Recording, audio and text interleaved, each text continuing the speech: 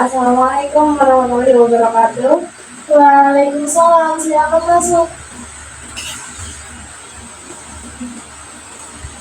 Oh iya, tadi pas kesini naik apa? Kebetulan tadi saya kesini naik motor. Sendirian? Iya. Oh iya, sebelum melakukan sesi konseling, saya perkenalan dulu ya. Perkenalkan, saya Ibu Kasari. Di sini saya sebagai konselor yang akan membantu Anda dalam menyelesaikan suatu masalah. Jadi bisa perkenalan dulu. Ya baik, sebelumnya perkenalkan nama saya Arifin. Di sini saya akan sedikit menceritakan masalah yang saya hadapi. Iya, baik. Baik, sebelumnya saya menjelaskan tentang prosedur dalam konseling dulu ya. Jadi dalam konseling itu ada yang namanya asas-asas atau kode etik yang pertama itu ada kerahasiaan. Jadi konseling itu sifatnya rahasia yang tahu dengan sangat kita. Terus ada pekerjaan.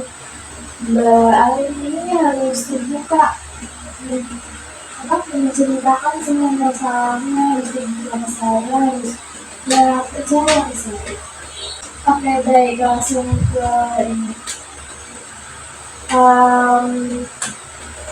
Mbak Arum bisa diceritakan terlebih dahulu apa yang Mbak Arum alami? Oke, baik.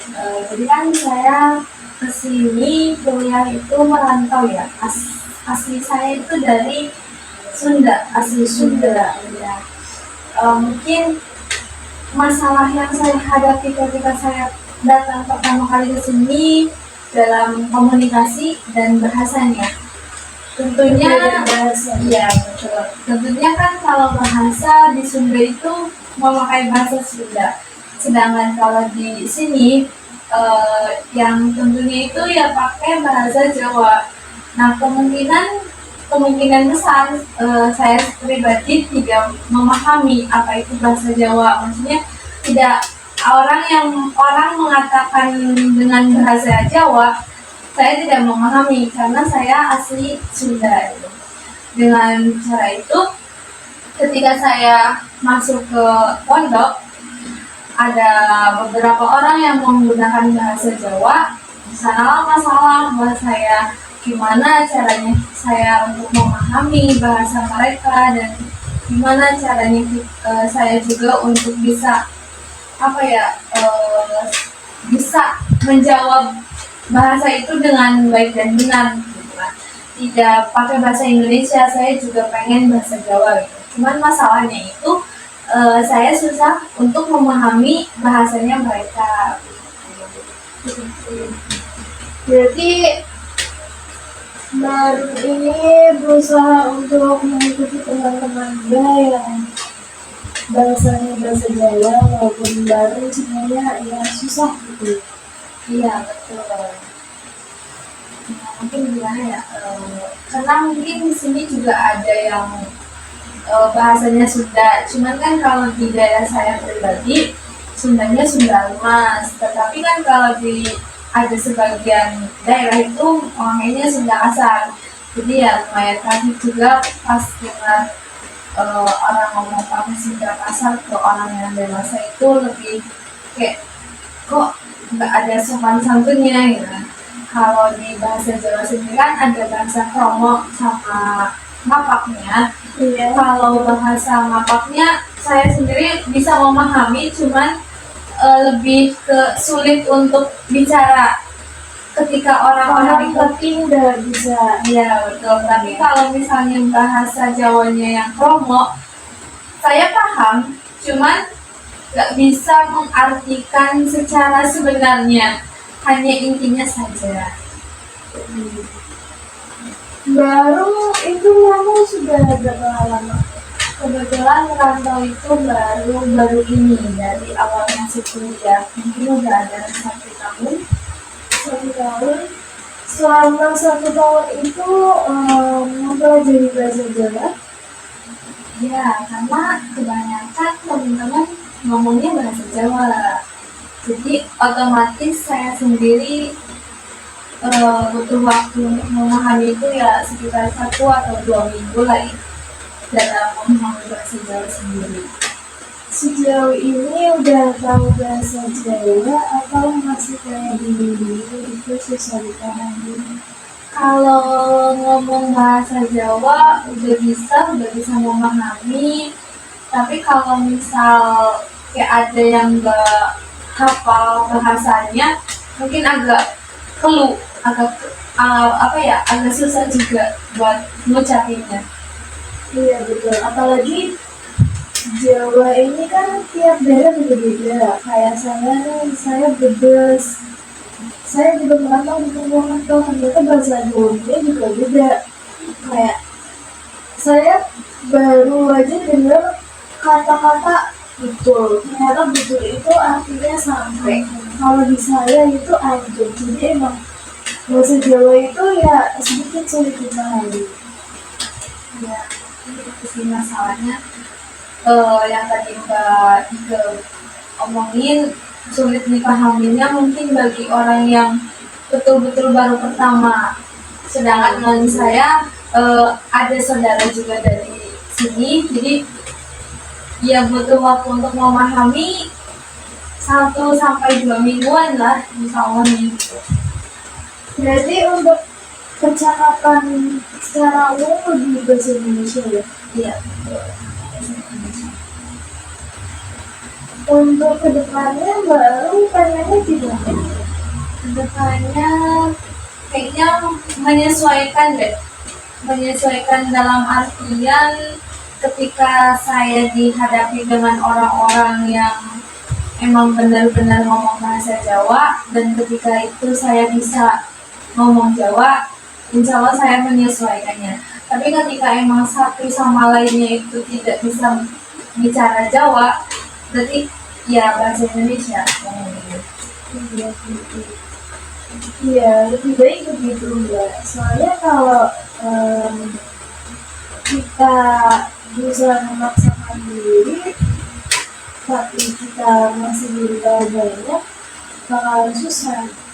Jadi pelan-pelan saja, pasti nanti lama-lama terbiasa. Itu sih, itu sih apa ya, susah juga. Mungkin untuk kayak semacam Mbak Ike ngomong Jawa, cuman awal-awal tuh ada orang yang ngomong Jawa, saya tidak bisa kalau kasarnya itu nyawurinya nggak bisa. Tapi kalau semisal ditanya paham nggak gitu kan, saya paham gitu, tapi nggak bisa buat ngomongnya, buat nyawuri dengan bahasa Jawanya. Jauh banget sebenarnya. Mungkin baru butuh teman yang paham bahasa Jawa. Nah, baru belajar aja sama dia. Nanti lama-lama terbiasa, mungkin bisa dengan mulai percakapan sehari-hari pakai bahasa Jawa. Gitu. Menurut saya bisa aja, insya Allah bisa. Tapi sejauh ini selain bahasa gitu ada hal yang bikin kaget lagi gitu. Paling di cuaca Sama komunikasi, mungkin gaya komunikasinya berbeda ya di sini sama Sunda. Bedanya gimana?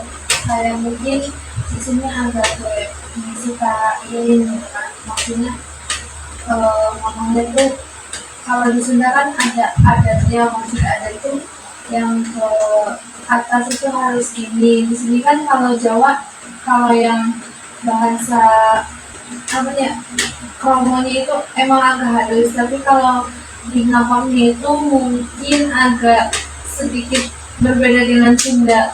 Sunda juga ada kasarnya, cuman kasarnya itu melihat-lihat ke orangnya juga sih.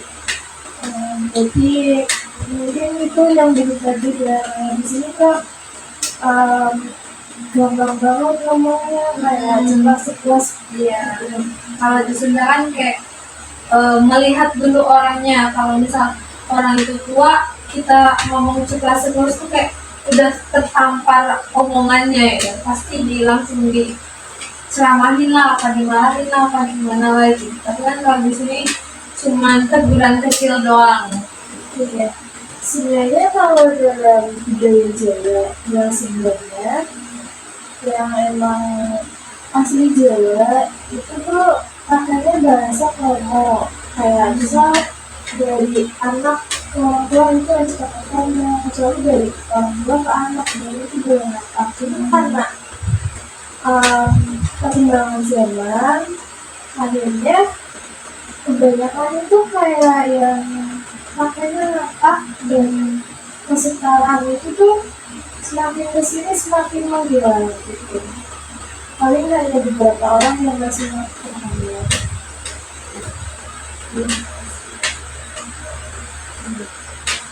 Ada lagi yang mau disampaikan? Mungkin sih paling Baik, mungkin hanya itu dulu karena waktu konseling kita terbatas, jadi kita cukup sampai di sini. Kalau Mbak Ari lanjut butuh cerita lagi atau butuh apa itu bisa menghubungi saya lagi. mungkin apa ya, konseling saya sendiri, kalau saya pribadi di sini aja. Tadi masalah sudah saya sampaikan kepada Mbak Ike, semoga saran-saran ataupun yang diberikan Mbak Ike tadi bisa saya lakukan dengan baik, dan saya juga tidak ada masalah lagi terkait komunikasi dan gaya komunikasinya, dan bisa memahami bahasa sini. Terima kasih Mbak Ike. Sama-sama, hati-hati ya Bu Anda. Ya.